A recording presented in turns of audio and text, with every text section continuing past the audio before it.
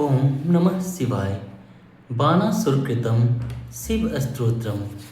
बाणासुरवाच वन्दे सुराणां सारं च सुरेशं नीलोहितं योगीश्वरं योगबीजं योगिनां च गुरोर्गुरुम् ज्ञानानन्दं ज्ञानरूपं ज्ञानबीजं सनातनं तप्सां फलदातारां दातारां सर्वसम्पदां तमोरूपं तपोबीजं तपोदन्दनं वरं वरं वरेण्यं वरदमीड्य सिद्धगणैर्वरै कारणं भुक्तिमुक्तीनां नरकारणवतारणम्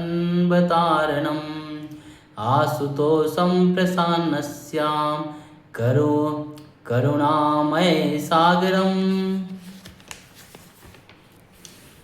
हिमचन्दनिकुन्देन्दु कुमुदम्बोजसन्निभं ब्रह्मज्योतिस्वरूपं च भक्तानुग्रहविग्रहं विषयाणां विभेदेन बिभ्रन्तं बहुरूपकं जलरूपमग्निरूपमाकाशरूपमीश्वरं वायुरूपं चन्द्ररूपं सूर्यरूपं महत्प्रभुम् आत्मना स्वपदं दातुं समर्थमवलीलया भक्तजीवन्मीशं च भक्तानुग्रहकातरं वेदानासक्तायम् स्तोतुं किमहं स्तोमि तं प्रभुम् अपरिच्छिन्नमिषान्महो बाड्मानसोपरं व्याघ्रचर्माम्बरधरं वृषभस्थां दिगम्बरं त्रिशूलपट्टीसधरं सस्मितं चन्द्रशेखरम् इत्युक्त्वा अस्तवराजेन नित्यं बाणासंसंयत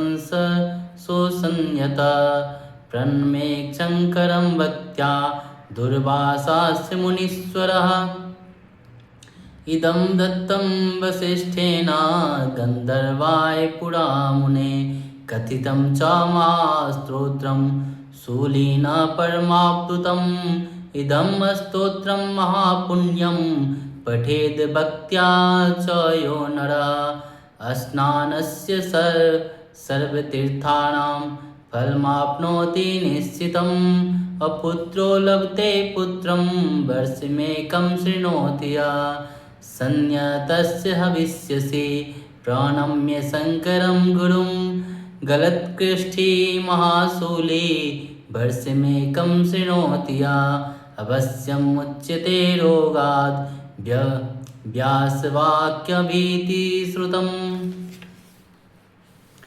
कारागारे अपि बद्धो यो नैव प्राप्नोति निर्वितं स्तोत्रं श्रुत्वा मासमेकं मुच्यते बन्धनाद् ध्रुवं भ्रष्टराज्यो लभेत् राज्यं भक्त्या मासं शृणोति यः मासं श्रुत्वा संयतस्य लभेद् भ्रष्टधनोदनं यक्ष्मग्रस्तो वर्षमेका मस्तिको या शृणोति चेत् निश्चितं मुच्यते रोगात् शङ्करस्य प्रसादतः यः शृणोति सदा भक्त्या अस्तवराजमिमं द्विज तस्य सद्यं त्रिभुवने नास्ति कञ्चित् शौनक कदाचित् बन्धो विच्छेदो न भवेत् तस्य भारते अचलं परमैश्वर्यं लभते नात्र संशयः सुसंयतो अतिभक्त्या च मासमेकं शृणोति यः आभार्यो लभते भार्या सुविनीतां सतीं वरां महामूर्खस्य दुर्मेधो मासमेकं शृणोति यः बुद्धिं विद्यां च लभते गुरूपदेशे मात्रतः कर्म दुःखी दरिद्रश्च मासं भक्त्या शृणोति यः ध्रुवं वीतं भवेत् तस्य शङ्करस्य प्रसादतः हि लोके सुखं भुक्त्या कृत्वा कुर्ते सुदुर्लभं नानाप्रकारधर्मञ्च यत्यन्ते शङ्करालयं पार्षदप्रभुरो भूत्वा सेविते तत्र शङ्करं य शृणोति त्रिसन्ध्यं च नित्यम् अस्तोत्रमनूत्तमम् इति श्रीब्रह्मवैवर्तपुराणे बाणासुरकृतं शिवस्तोत्रं सम्पूर्णम्।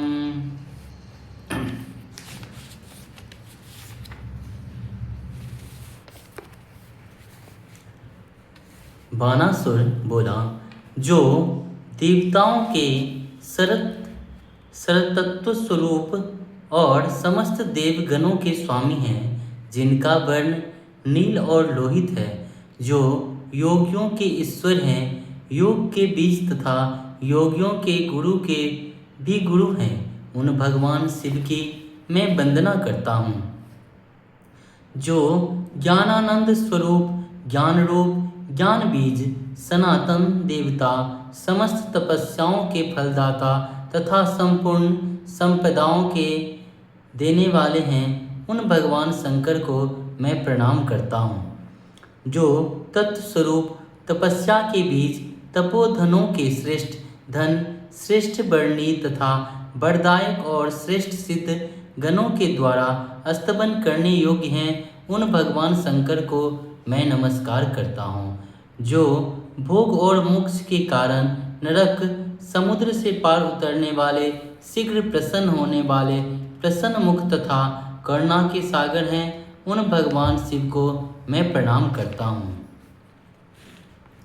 जिनकी अंग कांति हिमचंदन, कुंद, चंद्रमा, कुमुद तथा श्वेत कमल के सदृश उज्ज्वल हैं, जो ब्रह्म ज्योति स्वरूप तथा भक्तों पर अनुग्रह करने के लिए विभिन्न रूप धारण करने वाले हैं, उन भगवान शंकर को मैं प्रणाम करता हूँ।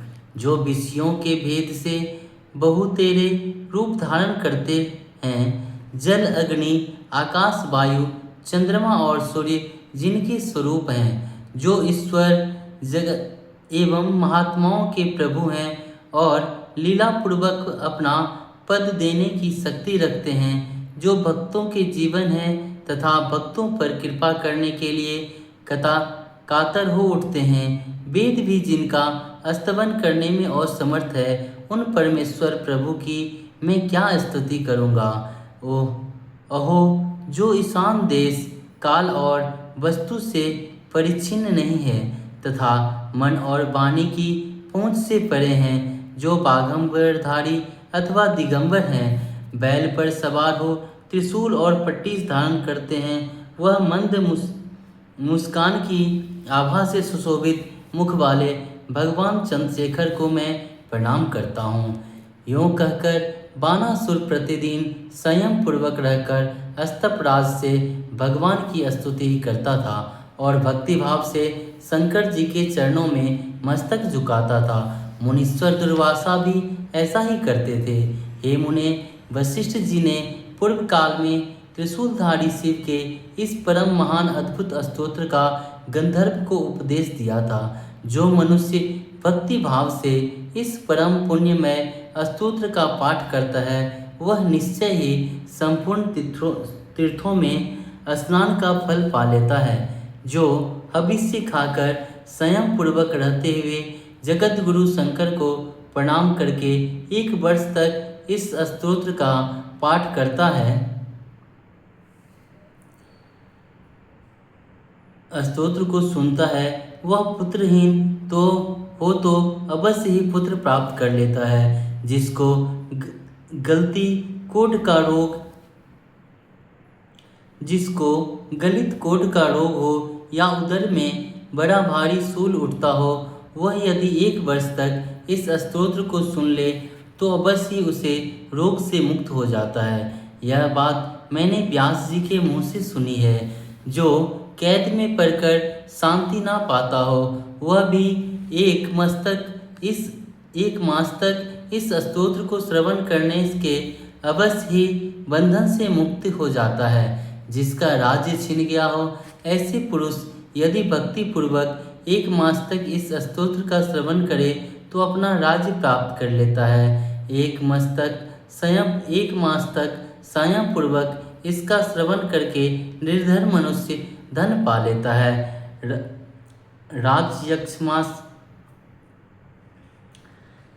राजयक्ष्मा से ग्रस्त होने पर जो आस्तिक पुरुष 1 वर्ष तक इसका श्रवण करता है वह भगवान शंकर के प्रसाद से निश्चय ही रोग मुक्त हो जाता है।